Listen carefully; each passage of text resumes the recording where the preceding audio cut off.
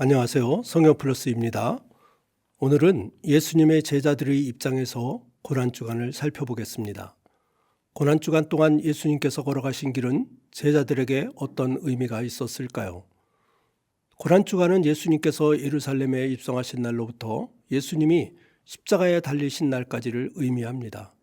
그 일주일 동안 예수님의 제자들은 예수님에 대하여 어떤 감정을 느꼈고 어떻게 행동했는지, 그 과정 속에서 우리가 배울 수 있는 신앙적 교훈은 무엇인지 함께 생각해 보고자 합니다. 첫 번째로 종려주일입니다. 고난주간의 첫날 일요일을 우리들은 종려주일이라고 부르고 있습니다. 예수님께서 나귀 새끼를 타고 입성하실 때 수많은 사람들이 종려나무 가지를 흔들며 환호를 하였다는 데서 유래하고 있습니다. 호산나 다윗의 자손이여 찬송하리로다. 호산나라는 말은 우리를 구원하소서라는 의미입니다. 수많은 사람들이 제자들과 함께 예수님의 뒤를 따르며 그 기쁨을 이렇게 노래하였습니다. 그러나 그들은 모두가 같은 생각을 한 것은 아닙니다. 그들 모두는 각자가 각각 다른 생각을 하고 있었습니다. 베드로는 이제는 진정한 왕국이 세워지겠구나라고 생각을 했습니다. 사도 요한은 예수님이 영광을 받으실 때 나는 어떤 위치에 있을까 생각했습니다. 가룟 유다는 이분이 정말 메시아일까 하는 의구심도 가지고 있었습니다. 모든 제자들은 예수님이 세상의 왕이 될 것을 기대하면서 예루살렘 성에 들어오게 된 것입니다. 그러나 예수님이 가시는 길은 그들의 기대와는 전혀 다른 길이었습니다. 제자들은 예수님의 승리를 기대하였지만 실제로 고난의 길이 되었던 것입니다. 오늘날 우리들도 신앙생활을 하면서 우리의 기대에 맞추어 예수님을 원할 때가 있습니다. 그러나 예수님은 우리가 원하는 방식이 아니라 그분께서 계획하신 방식으로 우리를 이끌어 가신다는 사실입니다. 다음 날인 월요일입니다. 예수님은 다시 제자들과 함께 예루살렘 성전을 향하여 들어가십니다. 예루살렘을 향하여 가시는 도중에 예수님은 잎만 무성하고 열매가 없는 무화과 나무 하나를 발견하십니다. 그리고 그 무화과 나무를 저주하십니다. 이제부터 영원토록 내가 열매를 맺지 못하리라. 베드로와 제자들은 예수님의 말씀을 듣고 의아하였습니다. 왜 예수님이 무화과 나무를 저주하신 것이지? 베드로와 제자들은 그 의미를 알지 못하였습니다. 그리고 가룟 유다는 점점 더 실망감이 더해져 갑니다. 그 후에 예수님은 성전 안에 들어가 장사하는 사람들을 내어 쫓으십니다. 내 집은 기도하는 집이라 일컬음을 받으리라 하였거늘 너희는 강도의 소굴을 만드는도다 라고 말씀하십니다. 제자들은 모두가 의문을 갖게 됩니다. 예수님께서 하신 일은 종교 지도자들과의 갈등을 더욱더 부추기는 일이었기 때문입니다. 그러나 예수님께서 성전을 정화하신 이유는 단순히 장사를 금하게 하기 위한 것이 아니었습니다. 참된 예배의 회복을 선포하시기 위한 것이었으며 하나님께 드리는 예배는 순수해야 함을 가르쳐 주시는 사건이었습니다. 이제 화요일이 되었습니다. 화요일 아침에 예수님은 제자들과 함께 다시 예루살렘 성으로 들어가십니다. 그런데 그 전날 예수님이 저주하신 그 무화과 나무가 뿌리째 마른 것을 제자들이 보게 됩니다. 그때 베드로가 놀라며 예수님께 말합니다. 라삐어 보소서, 저주하신 무화과 나무가 말랐나이다. 다른 제자들도 이러한 일들이 어떻게 일어날 수 있는지 놀라워합니다. 그러나 그들은 곧 무화과 나무 저주의 비밀을 깨닫게 됩니다. 열매 없이 잎사귀만 무성한 무화과 나무는 이스라엘과 종교 지도자들의 신앙 상태를 보여주는 상징적인 사건이었습니다. 무화과 나무 저주의 사건은 이스라엘 백성들이 가지고 있는 열매 없는 외식적인 신앙에 대한 예수님의 경고였던 것입니다. 그 후에 예수님은 성전에 들어가 종교 지도자들과 논쟁을 하십니다. 예수님은 그들과의 논쟁을 통해서 자신의 신성을 드러내셨습니다. 그리고 율법의 가장 중요한 핵심 내용이 무엇인지도 가르쳐 주셨습니다. 내 마음을 다하고 목숨을 다하고 뜻을 다하여 주 너의 하나님을 사랑하라. 내 이웃을 내 자신같이 사랑하라고 말씀하십니다. 이 말씀이 구약 성경의 가장 중요한 핵심 내용이라고 말씀하십니다. 예수님은 하나님 사랑과 이웃사랑을 보여주신 것입니다. 우리들도 우리의 신앙이 겉모습만 화려하고 삶의 열매는 없는 것은 아닌지 되돌아보아야 할 것입니다. 베드로는 이러한 예수님의 말씀을 들으면서 예수님께서 모든 질문에 지혜롭게 대답을 하시는구나 하며 감탄을 합니다. 다른 제자들은 두려움을 조금씩 느끼기 시작을 하면서 이대로 가면 종교 지도자들이 우리를 해칠지도 모른다는 생각을 합니다. 실제로 누가복음 20장 19절에 보면 서기관들과 대제사장들이 예수님을 즉시 잡고자 하여 백성들이 두려워하였다고 기록하고 있습니다. 예수님은 이러한 논쟁을 통하여 율법 중심의 구약 종교에서 벗어나 예수 그리스도 중심의 신앙으로 전환되어야 함을 암시하고 있는 것입니다. 이러한 논쟁을 거치신 후에 예수님은 성전을 나가십니다.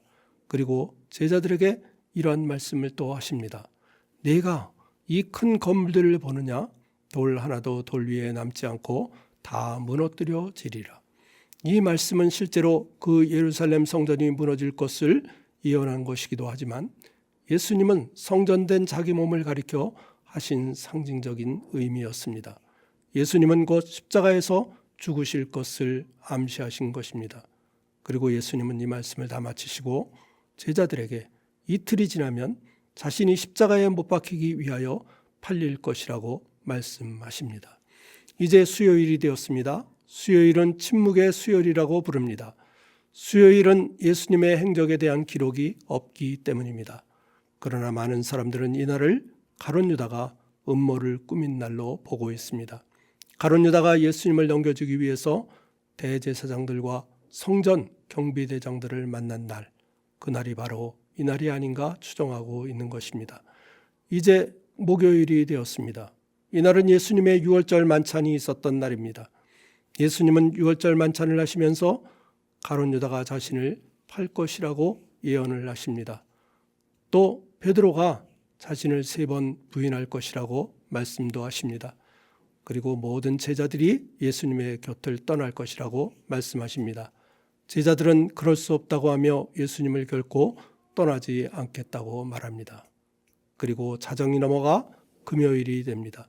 예수님은 가룟 유다의 배신으로 겟셋마네 동산에서 체포를 당하시고 이 광경을 보던 제자들은 모두 겁에 질려 예수님을 버려두고 도망을 칩니다.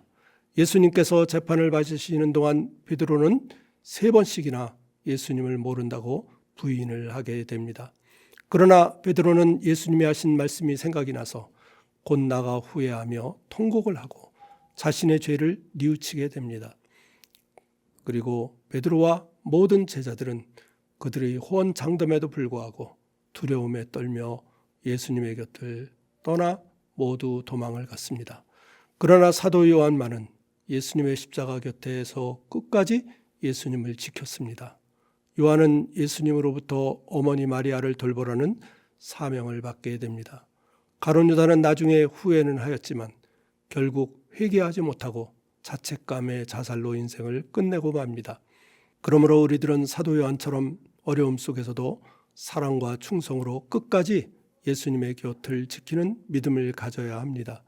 물론 우리들도 베드로처럼 순간적인 두려움 속에서 실패할 때도 있을 것입니다.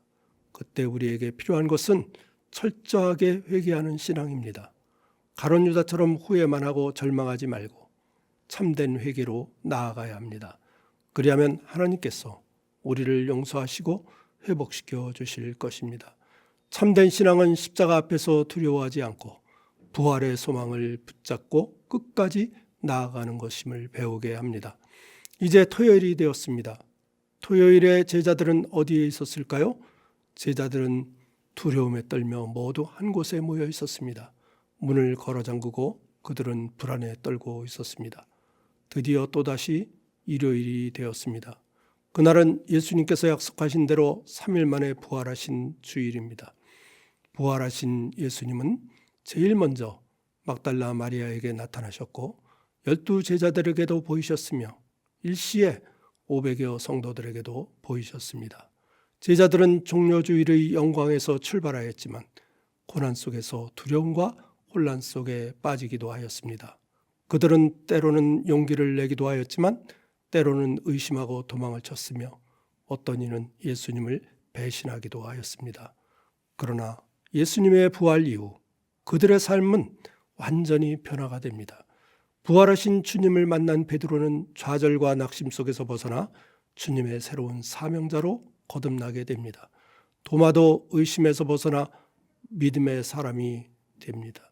제자들은 모두가 예수님의 부활을 통해 세상을 변화시키는 능력의 사도로 변화된 것입니다.